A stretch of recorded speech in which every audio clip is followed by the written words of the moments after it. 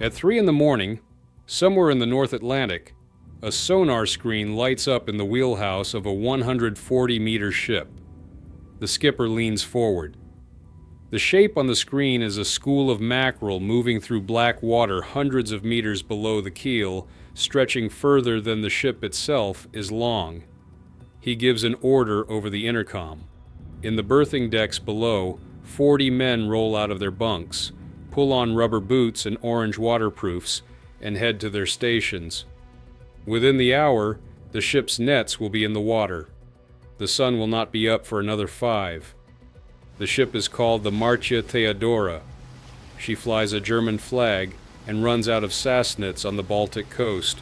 She costs somewhere around $50 million to build. And right now, somewhere between Scotland and the coast of West Africa, roughly 40 men are living inside her hull, working 12-hour shifts, weeks at a stretch, pulling 1,000-ton hauls of mackerel and herring out of water cold enough to kill them in minutes if they fell overboard.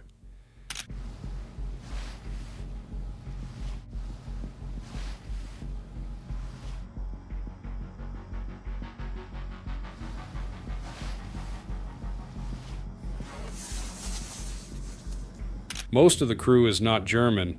Their families haven't seen them in over a month, and almost nobody back on land has any idea that factories this size exist, much less that they're out there tonight. This is what life is actually like on Germany's biggest deep-sea trawler.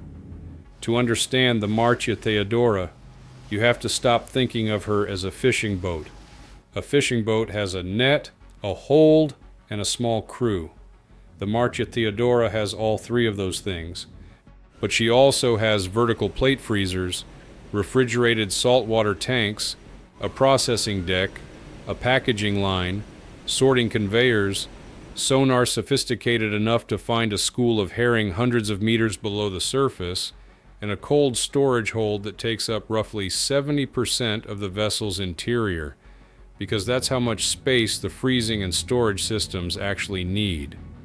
She is, in every practical sense, a food factory. The only unusual thing about the factory is that it sails. She was built in 2000 for Parlevliet and van der Plas, the biggest fish processing company in Western Europe. She measures about 140 meters from bow to stern with a beam of 19 meters, and her 2 MAK engines produce enough power to push her through heavy seas at 19 knots when she isn't towing. Her summer dead weight is just over 9,000 tons. To put that in context, she's longer than a standard American football field, wider than a 4-lane highway, and heavy enough that docking her requires a pilot boat and 2 tugs.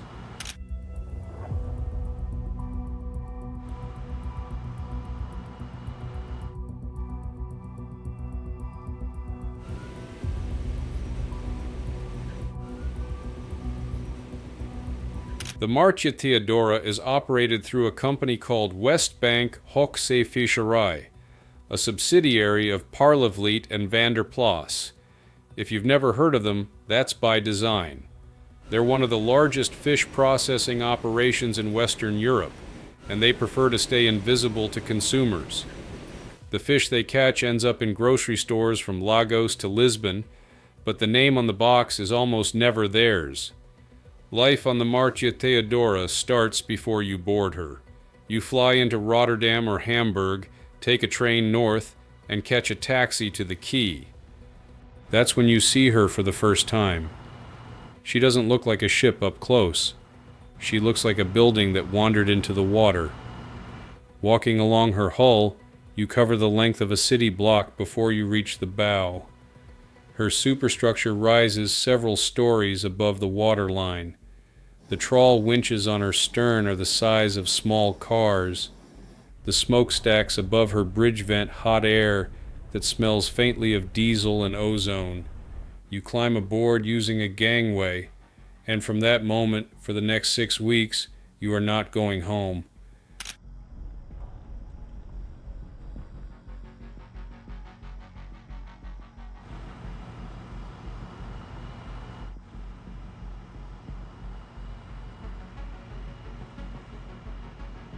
The crew usually runs around 40 to 45 men during a working voyage, though it can go higher depending on the trip. One voyage in 2012 reportedly carried 57 men, including Lithuanians, Estonians, South Americans, and Polish sailors. The working language on deck is a patchwork of English, Russian, and whatever the skipper prefers that week. Germans tend to handle management, up in the wheelhouse running the navigation and the fishery logs. The men who actually gut, sort, and pack the fish tend to come from countries where a fishing wage goes a long way back home. A typical contract runs several weeks at sea, followed by a shorter period on shore. But typical on a freezer trawler is a flexible word. If the fish are running, the ship stays. If the quota hasn't been filled, the ship stays. Weather delays mean the ship stays.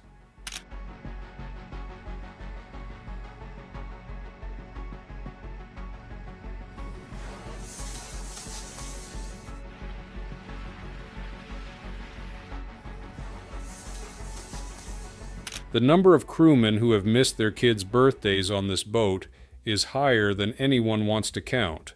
Shifts run 12 hours, split into watches, so that the ship is always working. When one half of the crew is sleeping, the other half is sorting mackerel off a conveyor belt at 2 in the morning. The lights in the processing area do not turn off. The machinery does not stop. A freezer trawler earns money only when it is freezing fish, and every minute of calm sea without a haul in the water is a minute of burning fuel for nothing. So the nets go in. The actual process of catching fish on a modern super trawler looks nothing like what you're probably picturing. Nobody stands on deck with a line. Luck has almost nothing to do with it.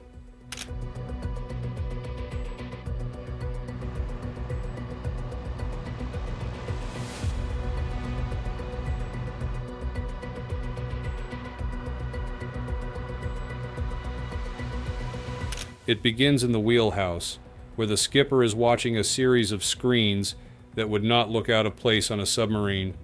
High-resolution sonar maps the water column for hundreds of meters in every direction. When the system finds a school of mackerel or herring, an experienced skipper can estimate the size of the school and the depth it's swimming at just by reading the shape of the return, and then calculate whether and where to cast the net. Then the trawl goes out. A pelagic trawl is a net shaped like a giant funnel, towed behind the ship at mid-water depth. The mouth of it can be big enough to swallow a small office building. The skipper sets the depth by adjusting the weights and the length of cable, and then the Marcia Theodora pulls the net directly through the school. The whole operation can take hours. When sensors inside the net report that the catch is nearly full, the skipper gives the order to haul. Here is where it stops being fishing and starts being industry.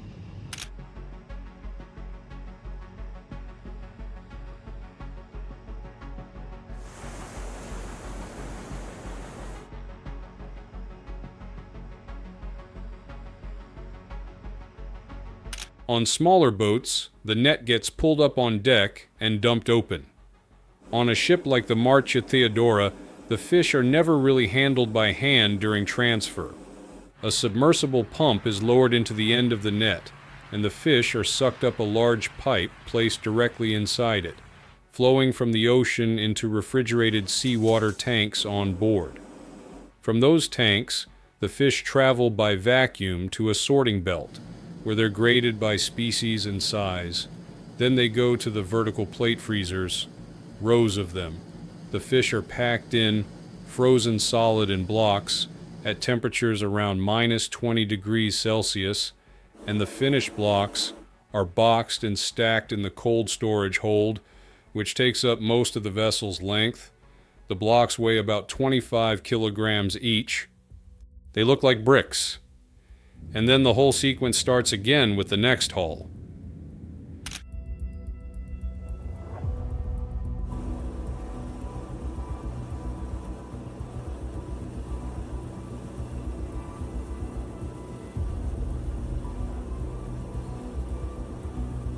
From the moment a fish enters the net to the moment it's locked in a frozen block in the hold, roughly 12 hours have passed.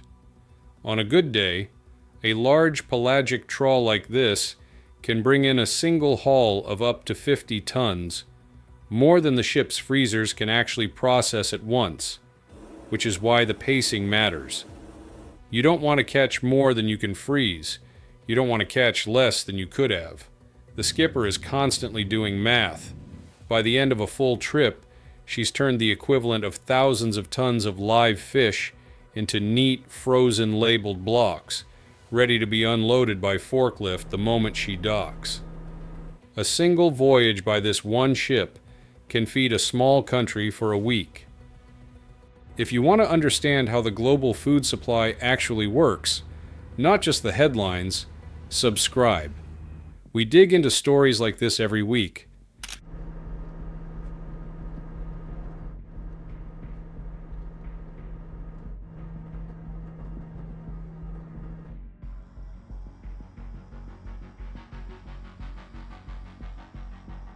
Now, while all of that is happening, the crew has to live somewhere. The living quarters on the Marcia Theodora are built more like a small hotel than a fishing boat. Cabins with bunks, a shared bathroom, a desk, a mess hall where a dedicated cook serves 3 hot meals a day, a gym on one of the lower decks, a recreation room with satellite television, a laundry, a small clinic staffed by a medical officer who is one of the most called upon men on the ship, because pelagic trawling is dangerous work and people get hurt. The ship is, for weeks at a time, a closed world. The internet connection, when it works, is slow and expensive. Phone calls home cost money. Most men buy prepaid cards and ration their calls to Sunday nights. A birthday back in Vilnius or Gdansk is something you hear about, sometimes days after it happened, on a crackling voice line while the ship rolls through heavy swells outside the porthole.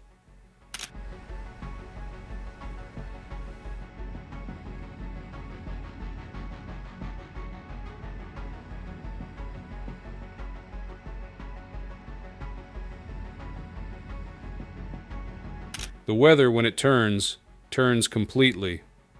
The North Atlantic in winter can produce storms that throw a 140-meter ship around like a bathtub toy. Men sleep strapped into their bunks. The processing line shuts down because the floor is moving too violently to work on. Dishes slide off the mess hall tables. For days at a time, the crew does nothing but wait, read, play cards, and watch the barometer. And when the weather clears, the fishing starts again, immediately. Because every day the ship isn't catching is a day of lost revenue. And on a vessel this size, a day of lost revenue is measured in the tens of thousands. There's one more thing about the Marcia Theodora worth mentioning. In 2011, she became the first large fishing vessel in the world to be fitted with a 160 square meter skysails towing kite, a huge wind-powered sail that deploys off the bow during long transits to take load off the main engines and cut fuel consumption. It looks absurd. A giant kite flying ahead of a factory ship, pulling $50 million of steel across the ocean. But the logic is simple. Fuel is the single biggest cost of running a trawler this size, and anything that saves fuel pays for itself. So the flagship of the German deep-sea fishing fleet sails through the Atlantic, quietly, with a kite above her bow.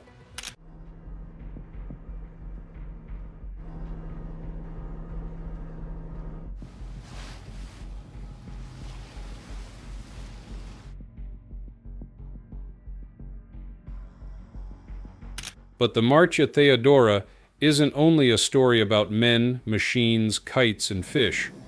She's also a story about scrutiny. In December of 2012, a French patrol boat called the Themis intercepted her off Cape Antifer in the English Channel. The ship was boarded, the nets were inspected, and the catch was counted. What the French authorities found became a problem. Out of roughly 4,000 tons of fish on board, inspectors concluded that about 2,000 tons consisted of undersized fish, and that the nets had a mesh size too small for the targeted species. The logbook wasn't recorded the way it should have been. The ship was diverted to Cherbourg and held in port, and the owners were eventually fined 580,000 euros after pleading guilty. That single incident became one of the images environmental groups have used ever since. Greenpeace has photographed the Marcia Theodora off the coast of Mauritania, where she fishes under agreements with West African countries for species like Sardinella. Critics argue that her scale alone makes her unsustainable. The company and the pelagic trawler industry counter that around 70% of the ship is freezing and processing capacity, not catching capacity, and that quotas are set by scientific bodies rather than by the size of the vessel. Both sides have a point. That's the strange thing about super trawlers. They are among the most tightly monitored and heavily regulated fishing vessels in the world, and they are also enormous machines, flying European flags, that fish in waters thousands of miles from where the people eating the catch will ever live. What do you make of that? I'd love to hear it in the comments.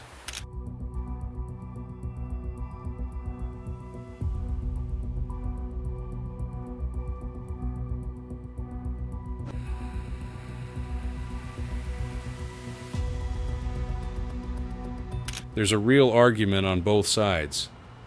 So why would a man sign up for this? It isn't glamorous. The pay for a deckhand is good by the standards of rural Eastern Europe, but it isn't life-changing.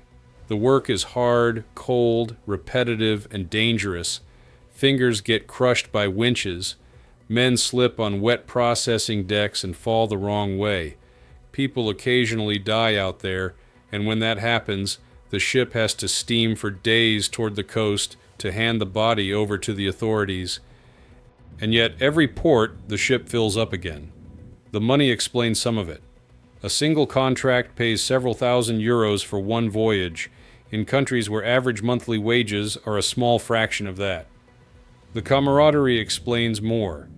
You eat every meal with the same 12 faces, sleep next to them, and watch each other work in conditions nobody else would understand. After a while, those men become something closer to family than most actual families are. Then there's the work itself, which is, in a weird way, satisfying. You can see exactly what you produced. The hold fills up. The blocks stack. At the end of every haul, there is a number, and the number is the result of what the crew did. That kind of clarity is rare in modern work. And then there's the sea.